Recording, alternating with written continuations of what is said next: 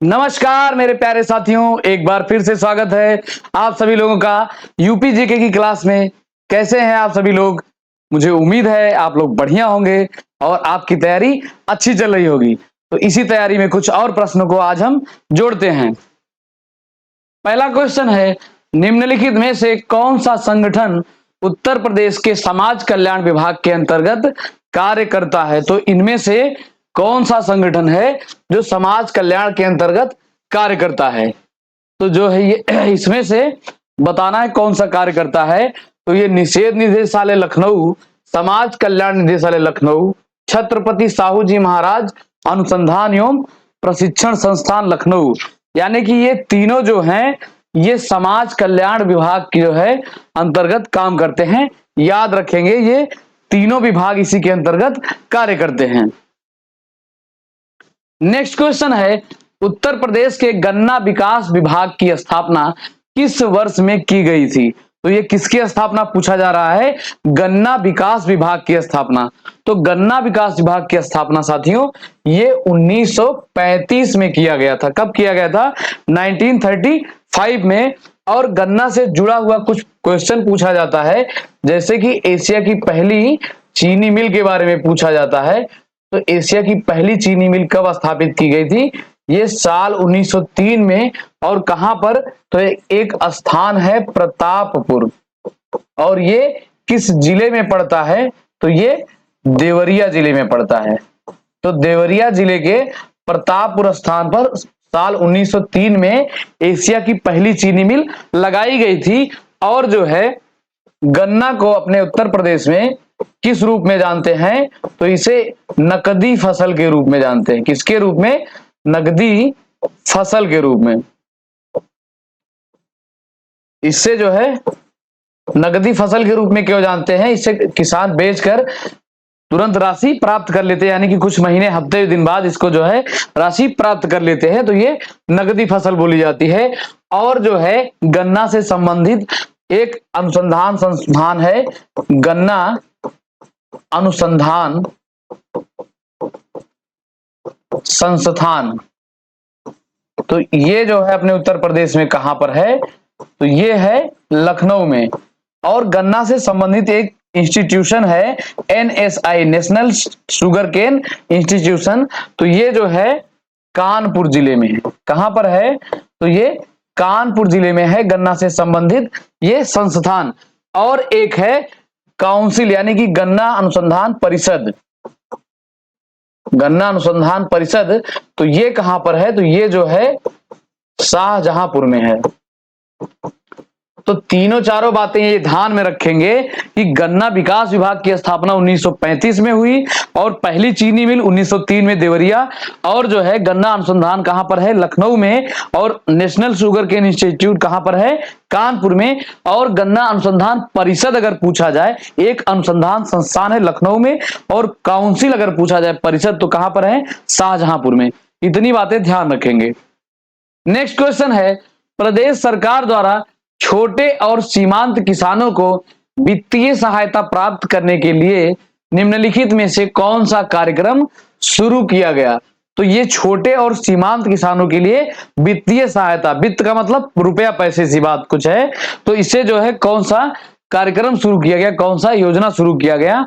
तो ये किसान सम्मान निधि योजना शुरू किया गया। और इसके अंतर्गत जो है किसान को जो है 3 किस्तों में 2000 रुपए दिए जाते हैं प्रत्येक वर्ष। और इससे एक महत्वपूर्ण बात पूछी जाती है कि ये किसान सम्मान निधि का जो है इसका उद्घाटन किसने किया? तो इसका उद्घाटन पीएम द्वारा किया गया, यानी कि प्राइम मिनिस्टर द्वारा किया गया, प्रधानमंत्री द्वारा। और कहां से किया गया ये भी महत्वपूर्ण है। तो पीएम द्वारा ये अपने उत्तर प्रदेश के गोरखपुर जिले से इसका उद्घाटन किया गया था। तो याद रखेंगे कि पीएम सम्मान निधि कहां से शुरू किया गया? तो ये जो है गोरखपुर जिले से शुरू किया गया। नेक्स्ट क्वेश्चन है, उत्तर प्रदेश के श्रम विभाग का प्रमुख निम्नलिखित में से कौन है? तो यूपी के श्रम विभाग का प्रमुख इनमें से बताना है कि कौन है। तो श्रम विभाग के जो है प्रमुख होते हैं प्रधान सचिव, यानी कि प्रधान सचिव जो होते हैं ये श्रम विभाग के प्रमुख होते हैं। यही सब सर्वे सर्वा होते हैं। नेक्स्ट क्वेश्चन है, उत्तर प्रदेश के रिमोट सेंसिंग एवं एप्लीकेशन सेंटर के संबंध में निम्नलिखित कथनों पर विचार करें। तो ये रिमोट सेंसिंग और एप्लीकेशन सेंटर के बारे में कुछ बातें हैं। तो पहला कौन सा है, इसकी स्थापना वर्ष 1982 में हुई थी। दूसरा है, यह सोसाइटी पंजीकरण अधिनियम 1960 के तहत पंजीकृत है। तो इसमें से दोनों बातें जो हैं आपकी सही कही गई हैं, यानी कि ये सी वाला ऑप्शन सही हो जाएगा। ये दोनों उपर्युक्त दोनों सही है। नेक्स्ट क्वेश्चन है, उत्तर प्रदेश विद्युत नियामक आयोग का मुख्यालय निम्नलिखित में से कहां पर है। तो ये उत्तर प्रदेश के विद्युत नियामक बोर्ड का मुख्यालय पूछा जा रहा है। तो ये कहां पर है, ये आयोग का है, विद्युत नियामक आयोग का मुख्यालय है। तो ये जो है राजधानी लखनऊ में है विद्युत नियामक आयोग का मुख्यालय। अब राजधानी की बात आई है तो यहां से जो है बात कर लेते हैं। यहां पर है भारत खंडे संगीत संस्थान। ये जो है पूछा गया कई बार कि भारत खंडे संगीत संस्थान कहां पर है। तो ये राजधानी लखनऊ में है। और राजधानी में एक जो है क्षेत्रीय विज्ञान नगरी भी है, क्षेत्रीय विज्ञान नगरी। और जो है यहां पर एक बायोटेक पार्क भी है। कौन सा है, बायोटेक पार्क। तो ये कहां पर है, तो ये राजधानी लखनऊ में है। और जो है यहां पर एक चिड़ियाघर है। तो ये किसके नाम से है, तो ये जो है वाजिद अली शाह के नाम से है, वाजिद अली शाह प्राणी उद्यान, प्राणी उद्यान। तो ये भी कई बार पूछा गया है कि नवाब वाजिद अली शाह प्राणी उद्यान कहां पर है। तो ये लखनऊ में है। और जो है यहां पर कुछ अनुसंधान संस्थान हैं, जैसे कि एक है विश्व अनुसंधान संस्थान और दूसरा है एक CDRI और एक अनुसंधान संस्थान है CIMAP, यानी कि central institute of medicinal and aromatic plant. और इसके साथ साथ हमने आगे भी बताया है कि गन्ना अनुसंधान संस्थान भी लखनऊ में है। अब जो है उम्मीद करते हैं ये संस्थान जो है आपको प्रत्येक दिन बताए जाते हैं और आपको याद होगा और याद होना भी चाहिए। इसीलिए ये आपको डेली प्रैक्टिस में लाया जाता है कि ये सब आपको कम से कम रट जाए, कभी भी पूछा जाए तो आपको गलत ना करना पड़े। दूसरा है ये, अब अलीगढ़ की बात कर लेते हैं। तो सबसे पहले जो है अलीगढ़ अपने उत्तर प्रदेश का ये 18वें मंडल के रूप में जाना जाता है। और ये कब बनाया गया, तो ये साल 2008 में बनाया गया अलीगढ़ 18वां मंडल। और जो है अलीगढ़ से ODOP क्या है, तो ये है ताले, अलीगढ़ से ताले। और अलीगढ़ में एक विश्वविद्यालय है, कौन सा, अलीगढ़ मुस्लिम विश्वविद्यालय, यानी कि AMU। तो इसकी स्थापना वर्ष कभी कभी पूछी जाती है। तो ये कब इसकी स्थापना हुआ था अलीगढ़ मुस्लिम विश्वविद्यालय का, तो साल 1920 में अलीगढ़ मुस्लिम विश्वविद्यालय की स्थापना की गई थी। और जो है इसके कुछ प्राचीन नाम है, तो यहां लिखते हैं। जैसे इसका एक प्राचीन नाम था हरिगढ़, और इसका एक नाम है कोल, और एक अन्य नाम से जानते हैं अलीगढ़ को, कोइल। तो वेदों और पुराणों में ये अलीगढ़ का प्राचीन नाम आपको कोइल देखने को मिल सकता है। अब जो है मथुरा की बात कर लेते हैं। तो मथुरा का एक स्थान है वृंदावन। तो वृंदावन में एक मंदिर है 10 मंजिला पागल बाबा मंदिर, पागल बाबा मंदिर है एक। तो इन्हें जो है इस मंदिर का नाम पागल बाबा मंदिर क्यों पड़ा, इसके बारे में थोड़ा सा हिस्ट्री है, इतिहास है। तो आप थोड़ा सा गूगल करिएगा तो आपको पढ़ेंगे और अच्छा लगेगा। नेक्स्ट क्वेश्चन है, अंशदायी पेंशन योजना का शुभारंभ प्रदेश में निम्नलिखित में से किस वर्ष किया गया था। तो ये अंशदायी पेंशन योजना का शुभारंभ यानी कि इसका प्रारंभ कब से हुआ था, तो ये साल 2009 से अंशदायी पेंशन योजना का शुभारंभ हुआ था। तो ध्यान में रखेंगे, ये पूछा जाता है।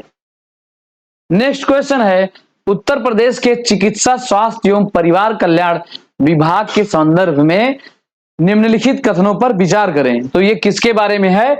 ये चिकित्सा, स्वास्थ्य और परिवार कल्याण विभाग के बारे में है, उत्तर प्रदेश। पहला है इसमें, विभाग की स्थापना वर्ष 1921 में हुई थी। दूसरा, यह विभाग राज्य में 3 स्तरीय चिकित्सा सेवाएं प्रदान करता है। और सी है केवल ए सही और डी है ए व बी दोनों सही हैं। तो ये दोनों बातें जो हैं सही हैं। तो इस क्वेश्चन का सही उत्तर कौन सा हो जाएगा? ये डी वाला, कि ए और बी दोनों बातें सही कही गई हैं। नेक्स्ट क्वेश्चन है, आचार्य नरेंद्र देव अंतरराष्ट्रीय बौद्ध विज्ञान अनुसंधान संस्थान के संबंध में निम्नलिखित कथनों पर विचार करें। तो किसके बारे में है? ये आचार्य नरेंद्र देव अंतरराष्ट्रीय बौद्ध विज्ञान अनुसंधान संस्थान। तो ये अनुसंधान संस्थान या इंस्टीट्यूशन जो है ये पूछे जाते हैं, इन्हें आपको विशेष तौर से गौर करना चाहिए, इनको जानना चाहिए। तो ये जो है इसके संदर्भ में बातें कौन कौन सी हैं? पहला है, इसकी स्थापना वर्ष 1985 में हुई थी। दूसरा है, इसका उद्देश्य राष्ट्रीय और अंतरराष्ट्रीय स्तर पर बौद्ध धर्म का विकास है। तो आचार्य नरेंद्र देव अंतरराष्ट्रीय बौद्ध विज्ञान अनुसंधान का स्तर जो है ये बौद्ध धर्म का विकास है। तो ये दोनों बातें जो है सही कही गई हैं। तो सी वाला इसका बिल्कुल राइट आंसर हो जाएगा। नेक्स्ट क्वेश्चन है, प्रदेश में नलकूप सिंचाई का कार्यालय निम्नलिखित में से किस स्थान पर अवस्थित है? तो नलकूप का जो है ये कार्यालय कहां पर है? अपने उत्तर प्रदेश में। तो ये कौन सा जिला है? सहारनपुर। सहारनपुर जिले में ये नलकूप सिंचाई का कार्यालय यहां पर स्थित है।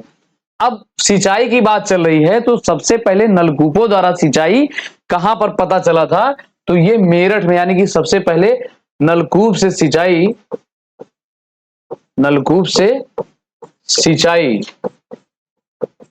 कहां पर पता चला था? तो ये मेरठ में, और ये साल 1830 था, इसके समथिंग कुछ ऐसा था। तभी जाकर जो नलकूपों का पहली बार नलकूपों से सिंचाई किया जाता था, तो ये मेरठ में किया जाता था। अब मेरठ की बात कर लेते हैं, तो इसे कुछ संदर्भों में जानते हैं। जैसे इसे एक जो है क्रांति नगरी के रूप में जाना जाता है। किस रूप में? क्रांति नगरी, मेरठ को। और दूसरा जो है इसे कैंची नगरी के रूप में जाना जाता है, कैंची नगरी। और इसे एक स्वरूप में और जाना जाता है, खेल नगरी के रूप में मेरठ को जाना जाता है। और इसीलिए जो है एक स्पोर्ट अथॉरिटी ऑफ इंडिया द्वारा यहाँ पर उत्तर प्रदेश का पहला खेल विश्वविद्यालय बनाया जा रहा है। कहां पर? ये जो है मेरठ में पहला खेल विश्वविद्यालय बनाया जा रहा है। और किसके नाम से बनाया जा रहा है? तो ये मेजर ध्यानचंद के नाम से बनाया जा रहा है खेल विश्वविद्यालय। तो इतनी चीजें मेरठ से याद रखेंगे। और मेरठ में एक संग्रहालय है, यहां पर लिखते हैं, एक संग्रहालय है स्वतंत्रता संग्राम संग्रहालय, संग्राम संग्रहालय। तो इसे जरूर याद रखेंगे, क्योंकि जो है एक तारीख था 10 मई और साल था 1857। तो इस तारीख और इस महीने में जो है ये मेरठ में स्वतंत्रता संग्राम की चिंगारी यहीं से भड़की थी। तो याद रखेंगे। और ये पूछा जाता है कि इसका केंद्र कौन सा था? तो ये मेरठ था। तो इसी से लिंक करके याद रखेंगे कि स्वतंत्रता संग्राम संग्रहालय कहां पर है? मेरठ जिले में है। अब हम सहारनपुर की बात कर लेते हैं। तो यहां पर एक किला है, लखनौती किला। कौन सा किला है? लखनौती किला। और एक मंदिर है यहां पर, शाकंभरी देवी मंदिर। कौन सी मंदिर है? शाकंभरी देवी मंदिर। और इसी नाम से एक मेला भी लगता है, शाकंभरी देवी मेला। तो जो है यहाँ पर लखनौती किला और शाकंभरी देवी जो है मंदिर है, और इसके नाम से एक मेला लगता है। और यहाँ पर एक स्कूल है, तो इसका नाम है स्कूल ऑफ पेपर टेक्नोलॉजी। तो ये कहां पर है? तो ये जो है सहारनपुर में है। और सहारनपुर 2 नींबू वर्गीय फलों के लिए जाना जाता है। किसके किसके लिए? एक तो जाना जाता है ये संतरे के लिए, और दूसरा जो है ये लीची के लिए जाना जाता है, तो याद रखेंगे। और ये कुछ राज्यों के साथ सीमा साझा करता है, तो कौन कौन है? तो ये 3 राज्यों के साथ। सबसे पहले ये उत्तराखंड के साथ सीमा साझा करता है, और दूसरा है ये हिमाचल प्रदेश। आजा भाई, कहें ये भी कभी कभी नहीं सुनता है। तो ये दूसरा किसके साथ? तो दूसरा जो है हिमाचल प्रदेश के साथ, और एक राज्य है हरियाणा। तो ये 3 राज्यों के साथ अपनी सीमा साझा करता है। कौन सा? ये सहारनपुर जिला। और सहारनपुर जिला जो है ये अपने उत्तर प्रदेश का सबसे उत्तरी जिला है, याद रखेंगे। कौन सा जिला है? सबसे उत्तरी जिला है, इस संदर्भ में याद रखेंगे। और अपनी सीमा किसके किसके साथ साझा करता है? तो अपनी सीमा उत्तराखंड, हरियाणा और हिमाचल प्रदेश के साथ। और हिमाचल प्रदेश से एक क्वेश्चन बनता है कि ये जो है सबसे कम सीमा साझा करने वाला कोई राज्य है, तो कौन सा है?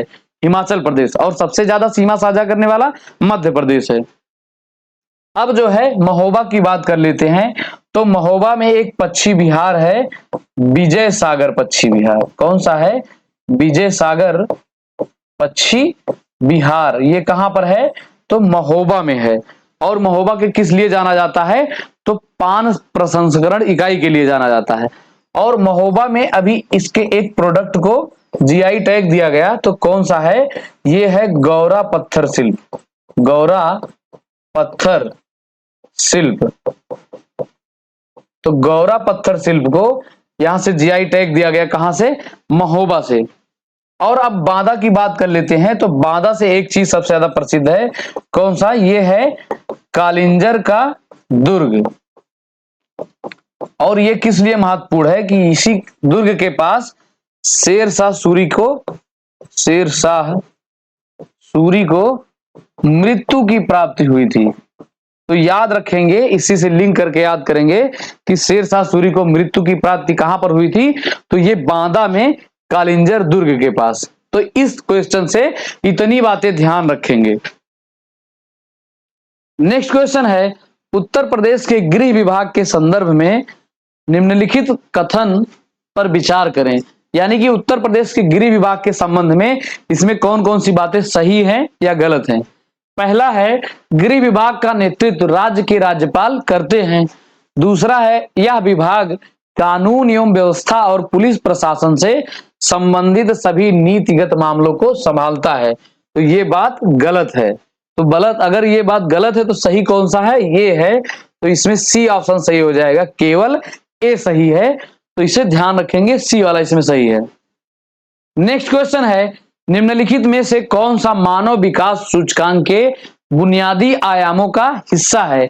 यानी कि एक सूचकांक होता है HDI, ह्यूमन डेवलपमेंट इंडेक्स, मानव विकास सूचकांक। तो इसके बारे में कौन सा कथन सही है? एक सेकंड में इसका चार्जिंग लगा देता हूं। हाँ, अब सही है। तो ये जो है HDI यानी कि ह्यूमन डेवलपमेंट इंडेक्स के बारे में बात चल रही है। इसमें कौन कौन सा इसका हिस्सा है? तो पहला है एक लंबा और स्वस्थ जीवन, दूसरा है ज्ञान तक पहुंच, और तीसरा है जीवन का एक सभ्य मानक। तो इसके बारे में ये तीनों बातें सही कही गई हैं। तो डी वाला इसका बिल्कुल सही उत्तर हो जाएगा, कि उपरोक्त सभी। नेक्स्ट क्वेश्चन है, राम मनोहर लोहिया का जन्म प्रदेश के निम्नलिखित में से किस स्थान पर हुआ था। तो ये लोहिया जी के बारे में पूछा जा रहा है कि इनकी जन्मस्थली कौन सा जिला है, इनका जन्म कहां पर हुआ था। तो इनका जन्म हुआ था साथियों ये अंबेडकर नगर में। कहां पर? अंबेडकर नगर में। और अंबेडकर नगर जिले का मुख्यालय कहां पर है? तो ये है अकबरपुर। कहां पर है? ये अकबरपुर। और अंबेडकर नगर जिले का थोड़ा सा इतिहास बताते हैं। तो ये जो फैजाबाद जिला है, इसका नाम परिवर्तित करके अयोध्या कर दिया गया है। तो इससे साल 1995 में ये जिला अलग होकर बना था। कौन सा? अंबेडकर नगर। तो जब इनका जन्म जब हुआ था तो ये फैजाबाद में ही सम्मिलित था। और अब वर्तमान में कहां पर है? तो ये अंबेडकर नगर में है। और अंबेडकर नगर पर कुछ ये मेला है एक। कौन सा मेला लगता है? तो यहां पर एक मेला लगता है गोविंद साहब मेला। गोविंद साहब मेला। तो ये गुरु गोविंद से संदर्भित है, गोविंद साहब मेला।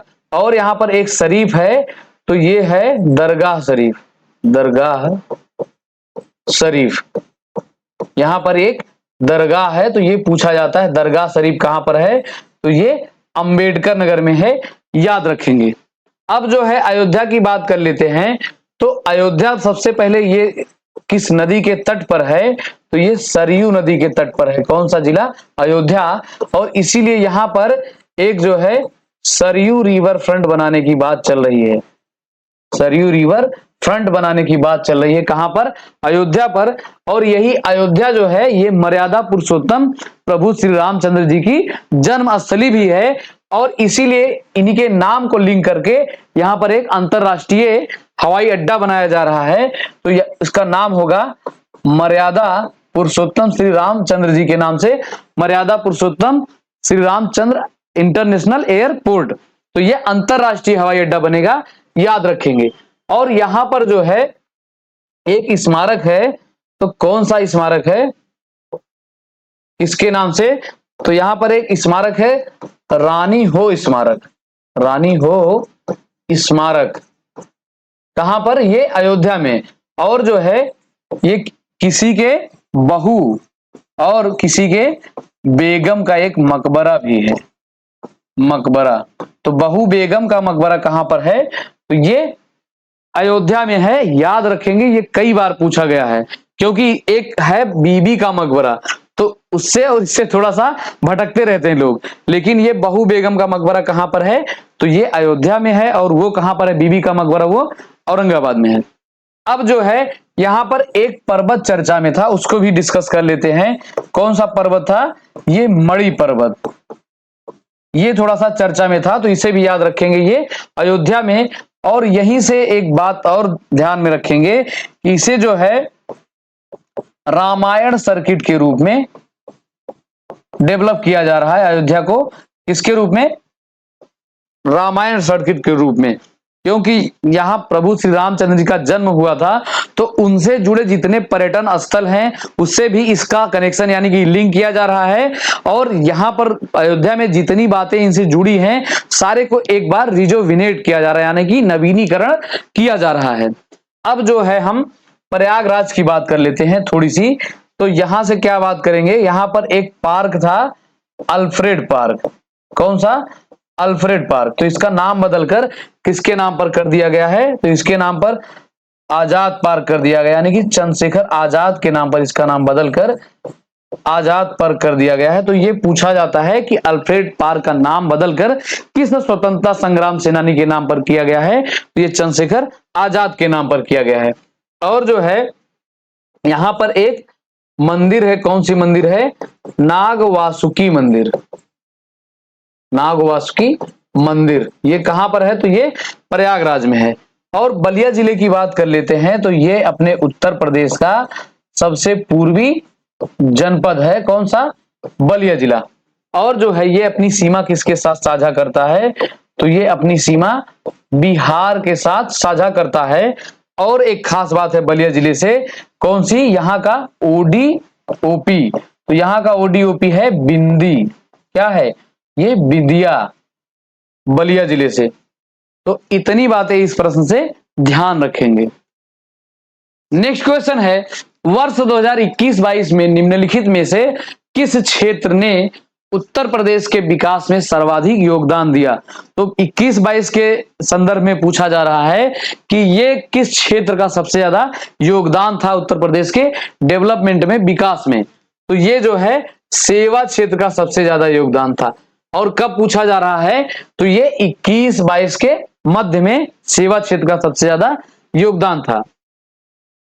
नेक्स्ट क्वेश्चन है, 4 राज्यों को स्पर्श करने वाला प्रदेश का एकमात्र जनपद निम्नलिखित में से कौन सा है? तो इनमें से कौन सा जनपद है जो 4 राज्यों की सीमाओं को टच करता है, यानी कि 4 राज्य इससे बाउंड्री शेयर करते हैं? तो ये है आपका सोनभद्र। कौन सा जिला है? सोनभद्र। और सोनभद्र अपने उत्तर प्रदेश का सबसे पश्चिमी जिला के रूप में जाना जाता है। किसके रूप में? नहीं, ये पश्चिमी नहीं है, दक्षिणी है। पश्चिमी तो शामली हो जाएगा। कौन सा है ये? ये है दक्षिणी जिला। और जो है ये किस किस राज्य के साथ अपनी सीमा साझा करता है, तो ये अपनी सीमा बिहार के साथ साझा करता है और जो है छत्तीसगढ़ के साथ अपनी सीमा साझा करता है। छत्तीसगढ़ हो गया, और एक है कौन सा, ये मध्य प्रदेश, और एक राज्य है कौन सा, तो ये अपनी सीमा झारखंड के साथ साझा करता है। तो ये कितने हो गए, तो ये 4 राज्यों के साथ सीमा साझा करने वाला एकमात्र जिला है, कौन सा है, ये जो है आपका सोनभद्र जिला है। तो ये 4 राज्यों के साथ बिहार, छत्तीसगढ़, मध्य प्रदेश और झारखंड। और जो है इसे कुछ और संदर्भों में जाना जाता है, जैसे कि सोनभद्र को अपने उत्तर प्रदेश का पावर कैपिटल बोला जाता है, यानी कि इसे उत्तर प्रदेश का नहीं इंडिया का बोला जाता है, पावर कैपिटल ऑफ इंडिया। और जो है ये सर्वाधिक नम भूमि वाला जिला है। सर्वाधिक नम भूमि कहां पर है, तो ये सोनभद्र में। और नम भूमि के लिए एक दिवस मनाया जाता है, वेटलैंड डे। कब मनाया जाता है, 2 फरवरी को मनाया जाता है। और जो है इसे कुछ संदर्भ में और जानते हैं। यहां पर एक स्थान है सिंगरौली। कौन सा स्थान है, सिंगरौली। तो यहां से कोयला प्राप्त किया जाता है। क्या प्राप्त किया जाता है, कोयला प्राप्त किया जाता है सिंगरौली में। तो सोनभद्र से इतनी बातें ध्यान रखेंगे। और एक बात है कि ये जो है जिला सर्वाधिक एसटी पॉपुलेशन वाला जिला, यानी कि अनुसूचित जनजाति वाला जिला है सोनभद्र। और कुछ बातें इससे, हाँ ये सारी बातें याद रखेंगे कि ये पावर कैपिटल ऑफ इंडिया, सर्वाधिक नम भूमि वाला, सिंगरौली से कोयला, और सर्वाधिक एसटी पॉपुलेशन यहां पर पाई जाती है। अब सहारनपुर की बात कर लेते हैं। तो ये उत्तर प्रदेश का सबसे उत्तरी जिला है। सबसे उत्तरी जिला कौन सा है, सहारनपुर है, और दक्षिणी सोनभद्र है, और पूर्वी कौन सा है, बलिया है, और ये शामली जो है अपने उत्तर प्रदेश का सबसे पश्चिमी जिला है। तो ये चारों डायरेक्शन में आपको जरूर पता होना चाहिए कि पूरब, पश्चिम और उत्तर दक्षिण में कौन कौन से जिले हैं।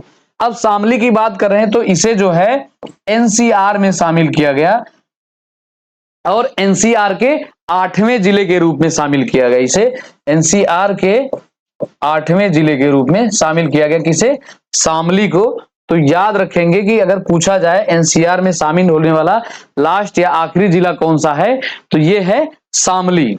और ये अपने उत्तर प्रदेश का सबसे पश्चिमी जिला है, इस बात को भी ध्यान रखेंगे। अब ललितपुर की बात कर लेते हैं। तो ललितपुर जो है ये तीन तरफ से एमपी से घिरा हुआ है। एमपी से घिरा हुआ है कौन सा, ललितपुर। और ललितपुर से एक महत्वपूर्ण क्वेश्चन पूछा जाता है, कौन सा, कि ये जो है सबसे कम जनघनत्व वाला जिला, यानी कि सबसे कम जनघनत्व वाला जिला कौन सा है, तो ये ललितपुर है। और इसका जनघनत्व कितना है, 242 प्रति किलोमीटर स्क्वायर। यानी कि ललितपुर जो है सबसे कम घना बसा हुआ जिला है। और सबसे ज्यादा जनघनत्व किस जिले का है, तो ये गाजियाबाद का है। और इसका जनघनत्व कम है, कितना है, 242 है। तो ये कभी कभी आंकड़े भी इसके पूछे जाते हैं, तो याद रखेंगे 242 प्रति किलोमीटर स्क्वायर। नेक्स्ट क्वेश्चन है, उत्तर प्रदेश की किस महिला ने मनाली स्थित माउंट फ्रेंडशिप की चोटी को साइकिल से फतह कर नया रिकॉर्ड बनाया। तो ये जो है मनाली में स्थित माउंट फ्रेंडशिप को फतह की है, किससे, साइकिल से। तो इनका नाम क्या है, तो इनका नाम है साथियों उमा सिंह। और ये अपने उत्तर प्रदेश के गोरखपुर से संबंधित है। कहां से, ये उत्तर प्रदेश के गोरखपुर से संबंधित है। याद रखेंगे कि माउंट फ्रेंडशिप पे इन्होंने साइकिल से पता की है, और ये कहां का है, तो मनाली में है। अब जो है कुछ महिलाएं हैं, इनका चर्चा कर लेते हैं। तो ये जो है पहली महिला पुलिस कमिश्नर है कौन, लक्ष्मी सिंह। और प्रियंका शर्मा के बारे में आपको क्या बताएंगे, तो इनको बताएंगे कि ये जो है पहली महिला हैं किस रूप में, तो ये रोडवेज ड्राइवर अपने उत्तर प्रदेश की। तो इन्हें याद रखेंगे। ये प्रियंका शर्मा जो है उत्तर प्रदेश की पहली महिला बस ड्राइवर हैं। और इनका संबंध किस जिले से है, तो इनका संबंध है साथियों कानपुर जिले से। ये कहां की रहने वाली हैं, कानपुर की रहने वाली हैं। अब एक और महिला है ये सानिया मिर्जा। तो ये सबसे पहले कहां की रहने वाली हैं, तो ये जो है मिर्जापुर जिले की रहने वाली हैं और अपने उत्तर प्रदेश की पहली महिला मुस्लिम फाइटर पायलट बनने वाली हैं। अभी जो है इन्होंने एनडीए की परीक्षा पास की थी हाल ही में। तो अब इनकी ट्रेनिंग वगैरह होगी तो ये जो है आगे फाइटर पायलट बन जाएंगी। और ऐसा करने वाली ये पहली महिला और किसमें, मुस्लिमों में पहली मुस्लिम महिला हो जाएंगी। नेक्स्ट क्वेश्चन है, भारत सरकार ने उत्तर प्रदेश के किस शहर में पीएम गति शक्ति मल्टी मॉडल वाटरवेज शिखर सम्मेलन का और किसका, ये 2022 का सम्मेलन किया है। तो ये पीएम के द्वारा कोई समिट जब हुआ रहे तो उसे थोड़ा सा आपको गौर करना चाहिए, ध्यान देना चाहिए, ये चीजें पूछी जाती हैं। तो ये कहां पर मल्टी मॉडल वाटरवेज शिखर सम्मेलन 2022 हुआ, तो ये जो है वाराणसी में हुआ। और वाराणसी को जो है सबसे पुराने शहर के रूप में जाना जाता है और इसके कुछ उपनाम है। तो पहले जो है इसे किस नाम से जानते हैं, पंडों की नगरी के रूप में जानते हैं वाराणसी को। और दूसरा जो है इसे घाटों का शहर के रूप में जाना जाता है। और तीसरा जो है इसे मंदिरों के शहर के रूप में जाना जाता है। किस रूप में, मंदिरों का शहर, इसे वाराणसी को। और वाराणसी को एक मॉडल के रूप में बनाया जा रहा है। तो ये नई काशी के रूप में इसे बनाया जा रहा है, एक नया मॉडल दिया जा रहा है, नई काशी या न्यू काशी के रूप में। अब यहां पर कुछ सम्मेलन और हुए हैं, जैसे कौन सा, तो एक सम्मेलन हुआ है यहां पर वन वर्ल्ड टीबी समिट। इसका भी इनॉग्रेशन यानी कि इसका भी उद्घाटन आयोजन किसके द्वारा किया गया, तो ये पीएम द्वारा किया गया। और इसकी जो है वन वर्ल्ड टीबी समिट की थीम थी, क्या थी, yes we can end TB, end TB. तो कभी कभी थीम भी पूछ लेता है। तो ये पहले याद रखेंगे कि वन वर्ल्ड टीबी समिट का आयोजन कहां पर हुआ, वाराणसी में हुआ। और थीम कभी कभी पूछ लेता है। और जो है एक कार्यक्रम यहां पर आयोजित की गई, कौन सा, तो यहां पर जो है एक G20 का कृषि के प्रमुखों का एक यहां पर बैठक आयोजित की गई। कहां पर, तो ये वाराणसी में। तो इतनी चीजें यहां से ये बैठकों से संबंधित था, याद रखेंगे।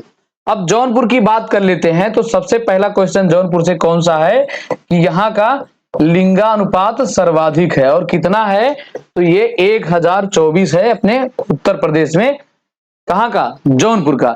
और जो है यहां पर एक मंदिर है, उसे भी याद रखेंगे। कौन सी मंदिर है, मंदिर नहीं मस्जिद है, तो ये है अटाला मस्जिद। और ये कब बनाया गया, तो ये जो है सरकी शासन में बनाया गया। और इसको बनवाया किसने था, तो इसको जो है इब्राहिम सरकी ने बनाया था, इब्राहिम सरकी। तो अटाला मस्जिद कहां पर, ये जौनपुर में। और सरकी शासन काल में इब्राहिम सरकी ने बनाया था, याद रखेंगे। और यहां पर एक कब्र है, ये कब्र भी पूछी जाती है। तो किसकी कब्र है, तो ये है कार्नवालिस की कब्र, कार्नवालिस की कब्र। तो इतनी बातें आपको याद रखना है। कहां से, ये जौनपुर से संबंधित इतनी बातें याद रखेंगे। और इसे एक स्वरूप में जाना जाता है पूर्व का सिराज या सिराज ए हिंद। और इसे संज्ञा क्यों दी जाती है, क्योंकि यहां पर शिक्षा व्यवस्था अच्छी थी। नेक्स्ट क्वेश्चन है, गंगा नदी में जल पर्यटन को बढ़ावा देने के लिए गंगा वाटर रैली का आयोजन किस शहर में या किस शहर के मध्य किया गया। तो गंगा वाटर रैली का आयोजन किस शहर से किस शहर के मध्य किया गया, तो ये जो है कानपुर से प्रयागराज के मध्य किया गया। इसे ध्यान रखेंगे। ये गंगा वाटर रैली किससे संबंधित है, गंगा वाटर रैली से संबंधित है। और गंगा नदी में और किसके बढ़ावा दिया जा रहा है, ये जल पर्यटन को बढ़ावा दिया जा रहा है। नेक्स्ट क्वेश्चन है, उत्तर प्रदेश का पहला ईट राइट स्टेशन किस स्टेशन को घोषित किया गया? तो पहला ईट राइट स्टेशन किसे घोषित किया गया? तो ये प्रयागराज जंक्शन को घोषित किया गया। और ये ईट राइट स्टेशन घोषित करने वाली एक संस्था होती है, कौन कौन सी? FSSAI यानी कि फूड सेफ्टी और स्टैंडर्ड अथॉरिटी ऑफ इंडिया द्वारा ये घोषित किया जाता है। तो इसके द्वारा एक मानक तय किया गया है। तो अगर इसके मानक भरपूर हो जाते हैं, यानी कि इसका पूरा जितना मानक है उस मानक से आपका खाद्य पदार्थ रहता है, तो उसको ईट राइट स्टेशन घोषित कर दिया जाता है। और अगर पूछे कि भारत का पहला कौन सा है, तो भारत का जो है ये मुंबई का कोई स्टेशन है एक, उसे जो है ईट राइट स्टेशन दिया गया है।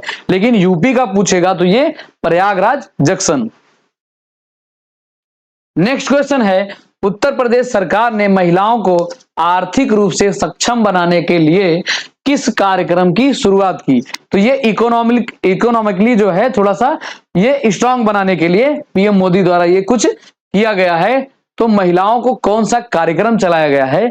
तो ये लखपति महिला कार्यक्रम, यानी कि महिलाओं के लिए लखपति महिला कार्यक्रम चलाया गया है। और इसके माध्यम से एक टारगेट रखा गया है कि सबसे पहले जो है इसमें 15 लाख महिलाओं को सेलेक्ट किया जाएगा, यानी कि 15 लाख महिलाओं को इसके अंतर्गत सम्मिलित किया जाएगा। और ये तो रहा एक कार्यक्रम। अगर इसके लिए मिशन पूछे तो इसके लिए एक मिशन चलाया गया, ग्रामीण आजीविका मिशन।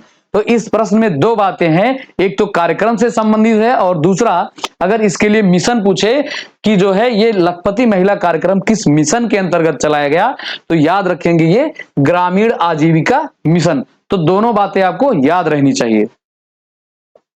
नेक्स्ट क्वेश्चन है, हाल ही में उत्तर प्रदेश के किस शहर में इनो रेल प्रदर्शनी का आयोजन किया गया? तो इनो रेल प्रदर्शनी का आयोजन कहां पर किया गया?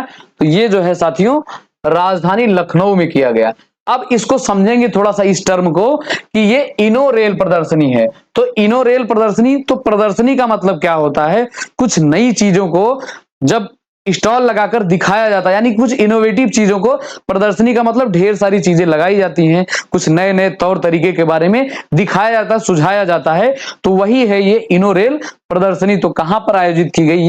ये लखनऊ में आयोजित की गई। अब चित्रकूट की बात कर लेते हैं। तो सबसे पहले जो है यहां पर एक टाइगर रिजर्व है, कौन सा? Ranipur tiger reserve. तो इस टाइगर रिजर्व से दो बातें आपको ध्यान में रखनी है, कौन कौन सी? ये अपने भारत का तो 53वां है और यूपी के मामले में ये चौथा टाइगर रिजर्व है। तो ध्यान रखेंगे, कभी आपसे पूछे अभी उत्तर प्रदेश में टाइगर रिजर्वों की संख्या कितनी है, तो ये चौथा घोषित किया गया, यानी कि अभी तक ये 4 ही है और भारत का ये 53वां है, तो याद रखेंगे। और चित्रकूट से दो बातें हैं, कौन कौन सी? पहले तो यहाँ का है ओडीओपी। तो यहाँ का ओडीओपी क्या है? लकड़ी के खिलौने, लकड़ी के खिलौने। तो ये यहाँ का ओडीओपी है। और यहां पर जो है एक एयरपोर्ट बनाया जा रहा है, तो इसका नाम किस प्रकार है? ये table top airport, table top airport बनाया जा रहा है, यानी कि हवाई अड्डा ये बनाया जा रहा है। कहां पर? तो चित्रकूट में। तो टेबल टॉप, इसके पहले भी हमने बताया जैसे टेबल और उसके ऊपर इस स्वरूप में कुछ बनाया जाएगा कि आपको लगेगा ये एयरपोर्ट टेबल के ऊपर रखा हुआ है, ठीक। तो ऐसा कहां पर बनाया जा रहा है? तो ये चित्रकूट में बनाया जा रहा है, ध्यान रखेंगे। अब जो है रायबरेली की बात कर लेते हैं। तो सबसे पहले यहां पर एक हॉकी स्टेडियम बनाया जा रहा है, हॉकी स्टेडियम बनाया जा रहा है। कहां पर? तो ये रायबरेली में। और किसके नाम से बनाया जा रहा है? तो एक हॉकी खिलाड़ी हैं रानी रामपाल, तो इनके नाम से एक हॉकी स्टेडियम कहां पर? ये रायबरेली में बनाया जा रहा है।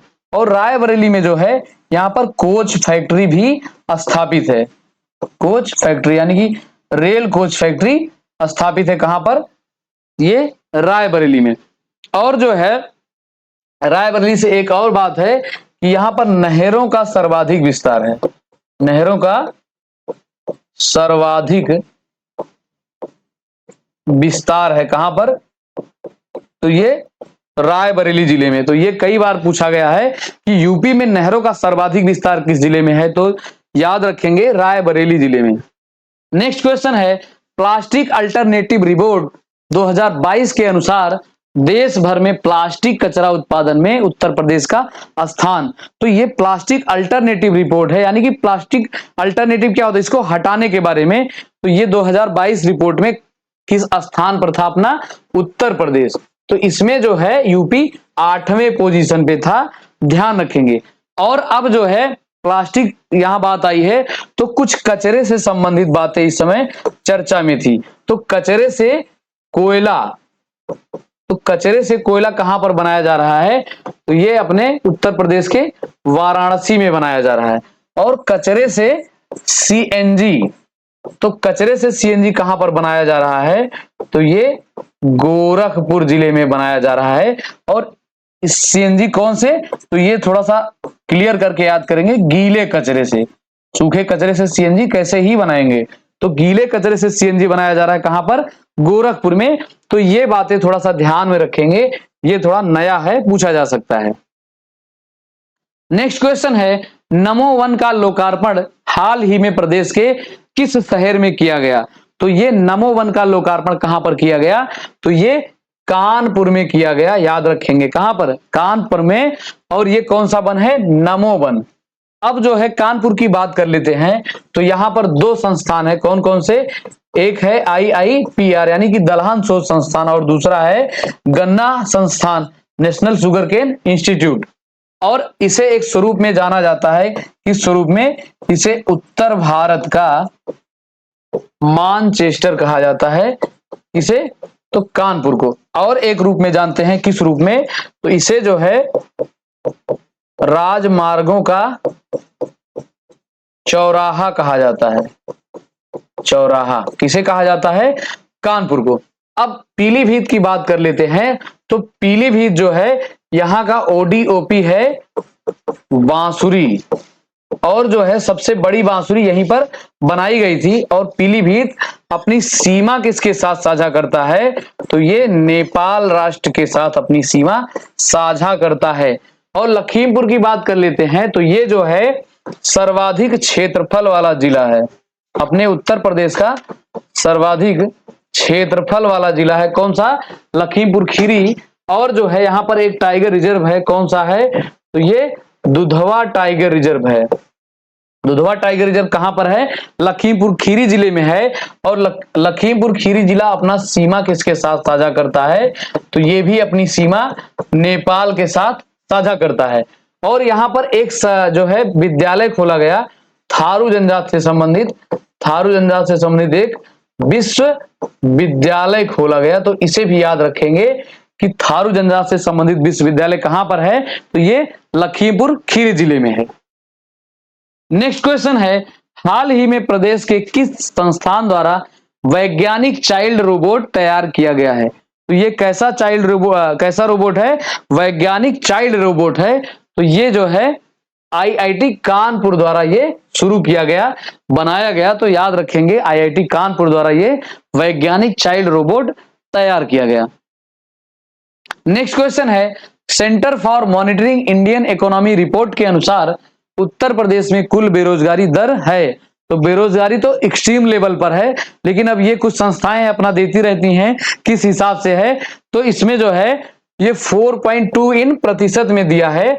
ये कौन सा है, centre for monitoring Indian economy के हिसाब से 4.2% ही बेरोजगारी है, और है कितना वो सबको पता है। नेक्स्ट क्वेश्चन है, कृषि आधारित MSME उद्यमी महासम्मेलन 2022 प्रदेश के किस शहर में आयोजित किया गया। तो ये कृषि आधारित medium small and micro entrepreneurship के लिए है, और 2022 का महासम्मेलन पूछा जा रहा है। तो ये जो है राजधानी में आयोजित किया गया, याद रखेंगे कहां पर, राजधानी लखनऊ में। अब गोरखपुर की बात कर लेते हैं, तो सबसे पहले यहां पर एक आयुष विश्वविद्यालय बनाया जा रहा है, इसे याद रखेंगे। और जो है गोरखपुर को क्षेत्रीय फिल्म सिटी के रूप में एक डेवलप किया जा रहा है, किस रूप में, क्षेत्रीय फिल्म सिटी के रूप में। क्षेत्रीय का मतलब जो अपने क्षेत्र से हैं, जो अपने जो है राज्य से संबंधित है, जैसे कि भोजपुरी वगैरह। तो ये अब पहले नोएडा और दिल्ली मुंबई जाना पड़ता था, अब यहां पर भी ऐसे प्लेटफॉर्म और ऐसी सुविधाएं दी जाएंगी कि यहां पर अपनी क्षेत्रीय फिल्मों का डेवलपमेंट होगा। अब जो है गाजियाबाद की बात कर लेते हैं, तो ये जो है सर्वाधिक जनघनत्व वाला जिला है। कौन सा है? सर्वाधिक जनघनत्व वाला जिला है कौन सा? गाजियाबाद। और इसे जो है दो स्वरूप में जानते हैं। किस किस स्वरूप में? एक तो इसे छोटी दिल्ली की संज्ञा दी जाती है, किसे? गाजियाबाद को। और यहां पर जो है एक बॉन्ड जारी किया गया था, ग्रीन बॉन्ड। तो ये अपने प्रदेश में पहली बार ग्रीन बॉन्ड जारी किया गया है गाजियाबाद द्वारा। और ये किस लिए? तो ये किससे संबंधित है? जल संरक्षण से संबंधित है, यानी कि वाटर हार्वेस्टिंग से रिलेट करके ये ग्रीन बॉन्ड जारी किया था इसने, किसने? गाजियाबाद ने। नेक्स्ट क्वेश्चन है, स्टेट सब जूनियर कराटे चैंपियनशिप 2022 का आयोजन प्रदेश के किस शहर में आयोजित किया गया? तो ये स्टेट का मतलब ये राज्य स्तर पर जूनियर सब कराटे चैंपियनशिप 2022, तो ये लखनऊ में आयोजित किया गया। और कहां पर आयोजित किया गया? तो एक स्टेडियम है बाबू, केडी सिंह स्टेडियम। तो ये यहीं पर जो है लखनऊ में आयोजित किया गया, याद रखेंगे। अब गौतम बुद्ध नगर की बात कर लेते हैं। तो गौतम बुद्ध नगर जो है ये अपने उत्तर प्रदेश का सर्वाधिक साक्षरता वाला जिला है। किस प्रकार का? सर्वाधिक साक्षरता वाला जिला है। तो याद रखेंगे सबसे ज्यादा साक्षरता वाला, यानी कि सबसे ज्यादा साक्षर लोग कहां पर? तो गौतम बुद्ध नगर में।